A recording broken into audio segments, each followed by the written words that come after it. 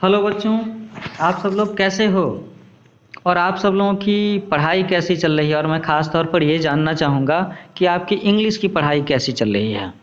English की पढ़ाई के बारे में मैं इसलिए पूछ रहा हूँ क्योंकि मेरा मानना है कि जो भी बच्चे पढ़ाई कर रहे हैं, सबसे ज़रूरी बात है उनकी लैंग्वेज का स्ट्रॉन्ग होना। और यहाँ पर लैंग्वेज का मतलब है हिंदी और इंग्लिश।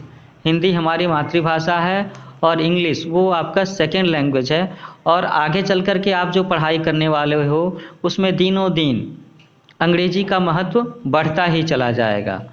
इसीलिए मैं कह रहा हूँ कि आपकी अंग्रेजी की पढ़ाई कैसी चल रही है। ठीक है। ऐसा भी होता है कि आगे चल कर के कुछ बच्चे इंग्लिश को ही अपना मीडियम ऑफ इंस्ट्रक्शन बना लें, वो अंग्रेजी में ही लिखा करें, अंग्रेजी में ही अपनी सारी पढ़ाई करें।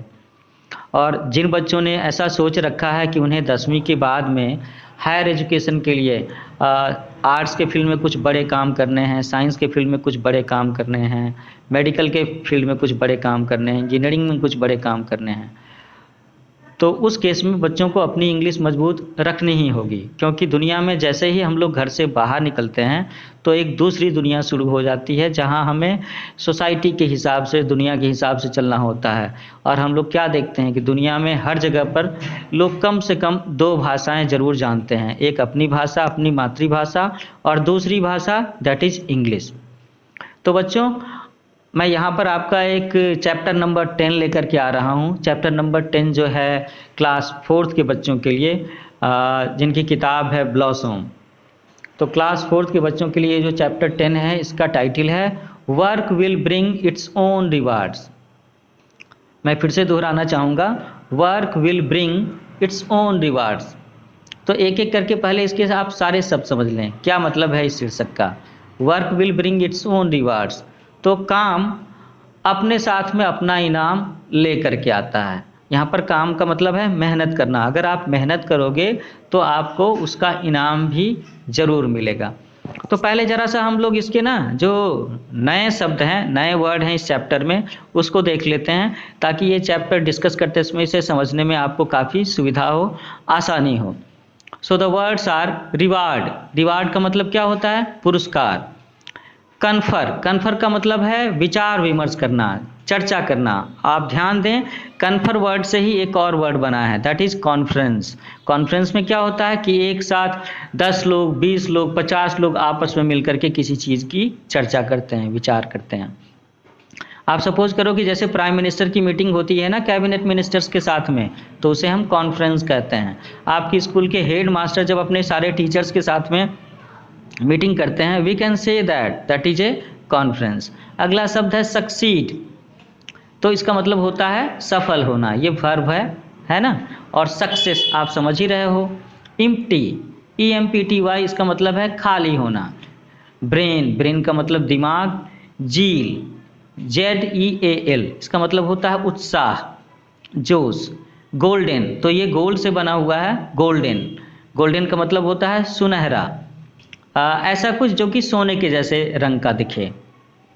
तो इसे हम लोग कलर में भी यूज़ कर सकते हैं कि सुनहरा रंग। बिगिन, बिगिन का मतलब होता है शुरू करना। और आखिरी वर्ड है स्टडी, STEADY। स्टडी का मतलब होता है लगातार। Slow and steady wins the race, ये मुहावरा तो याद होगा ना, जिसमें एक कछुआ और खरगोश की कहानी है, जिसमें क्या होता है कि खरगोश तो तेज तेज दौड़ता है और फिर वो ठहर करके एक जगह आराम करने लगता है और सो ही जाता है। जबकि कछुआ क्या करता है, वो धीरे धीरे चलता रहता है, चलता रहता है, और तब तक चलता रहता है जब तक वो अपने टारगेट, अपने डेस्टिनेशन तक नहीं पहुंच जाता।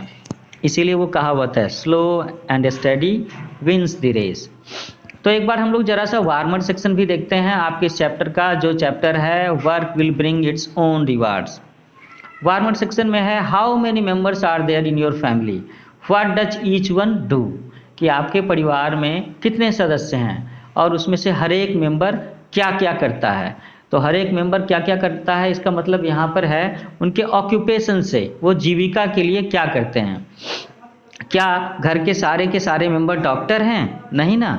हो सकता है एक मेंबर डॉक्टर हो, दूसरा इंजीनियर हो, तीसरा बिजनेसमैन हो, चौथा एग्रीकल्चर, खेती का काम कर रहा हो, पांचवा टीचर हो, ऐसा हो सकता है।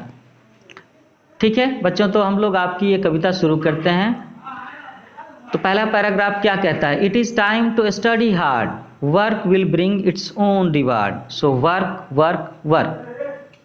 तो आप बच्चों के लिए ये कैसा समय है? आप बच्चों के लिए जो समय है ये काफ़ी मेहनत करके, कड़ी मेहनत करके पढ़ाई करने का समय है।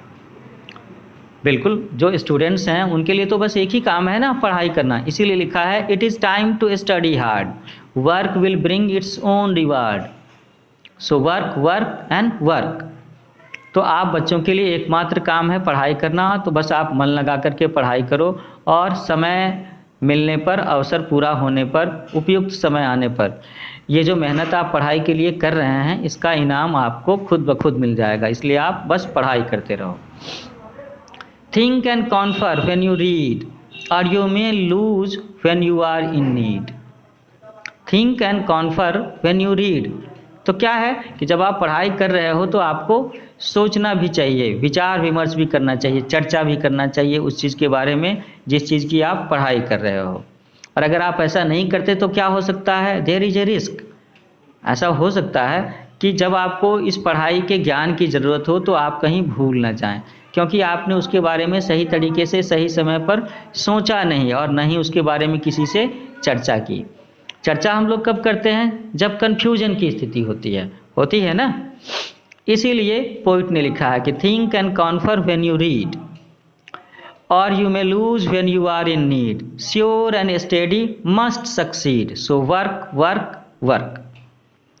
एक और बात पोइट जी ने लिखी है कि sure and steady must succeed, कि जो लोग जरूर मेहनत करते हैं और लगातार मेहनत कर रहे होते हैं उन्हें सफलता जरूर मिलती है। तो इसीलिए आप पढ़ाई करो, पढ़ाई करो और पढ़ाई करो। यहाँ पर जो वर्क वर्क वर्क है इसका मतलब तो मैं आपके लिए पढ़ाई करना ही समझता हूँ।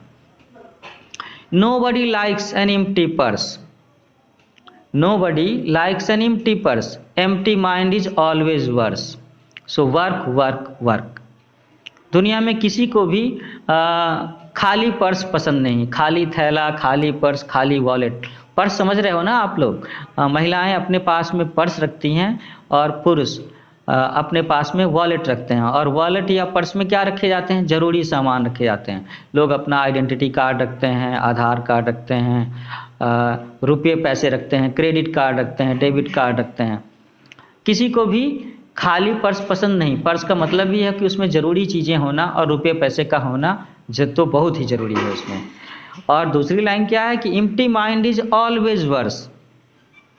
तुम लोगों ने सुना भी होगा ना कि खाली दिमाग शैतान का घर। तो उसी चीज़ को यहाँ पर पोइट ने भी लिखा है कि empty mind is always worse. Worse का मतलब है सबसे बुरा। हम लोग बोलते हैं ना बैड, तो बैड का हायर डिग्री में वर्स है यहाँ पर। तो इसीलिए पोइट फिर से कहते हैं सो वर्क वर्क वर्क, मतलब पढ़ो पढ़ो और खूब पढ़ो। With zeal you must begin, it is the time the prize to win. With a zeal you must begin, मतलब जब आप काम शुरू करते हो तो आपको काफ़ी जोश और उत्साह के साथ में वो काम शुरू करना चाहिए। और ये जोश और उत्साह तब तक बना करके रखना चाहिए जब तक आपको आपका टारगेट, आपका डेस्टिनेशन मिल नहीं जाता। It is the time the prize to win, और ये जो समय है आपके जो पढ़ने का समय है ये क्या है कि इनाम जीतने का समय है, ज़िंदगी में जीत हासिल करने का समय है। सो get the golden knowledge in, so work work work. और पोइट कहते हैं कि ये जो जानकारी आपको मिलती है पढ़ाई करने से, पढ़ने से जो आप चीज़ें सीखते हैं ये बहुत ही गोल्डन नॉलेज है, सुनहरी जानकारी है। सुनहरी जानकारी कहने का मतलब है कि पोइट ये बताना चाहते हैं कि आप जो पढ़ाई कर रहे हो ये आपके लिए कितना वैल्यूएबल है। ये सिर्फ आज के लिए इम्पोर्टेंस नहीं रखता, ये आपके करियर के लिए, आपके फ्यूचर के लिए भी इम्पोर्टेंस रखता है। ये आपकी ज़िंदगी को बनाने की पढ़ाई है। सो वर्क वर्क वर्क। तो इसलिए आप पढ़ाई करो, अच्छे से पढ़ाई करो। ठीक है बच्चों, तो आपका ये पोएम यहाँ पर मैं कंक्लूड करता हूँ। हम लोग फिर से इसके एक फॉलो अप लेक्चर सेशन में मिलेंगे जहाँ पर मैं ये डिस्कस करूँगा कि इस चैप्टर के जो क्वेश्चन आंसर हैं उसे कैसे सॉल्व करने में मैं आपकी मदद कर सकता हूँ। और इसके साथ में अगर कुछ ग्रामेटिकल एक्सरसाइजेज भी हैं तो मैं वो भी डिस्कस करके आपकी हेल्प करूँगा। ठीक है, तो आप मेरे चैनल का नाम याद रखेंगे, it is new age coaching. आप इसे सब्सक्राइब ज़रूर करें क्योंकि इस पर आपको काफ़ी सारे लेक्चर्स मिलेंगे जिसकी वजह से आप अपनी पढ़ाई में अच्छा स्कोर कर सकते हो, एग्जामिनेशन में अच्छी पोजीशन गेन कर सकते हो। तो बच्चों हम लोग फिर से मिलते हैं एक नए चैप्टर में, तब तक के लिए गुड बाय, टेक केयर।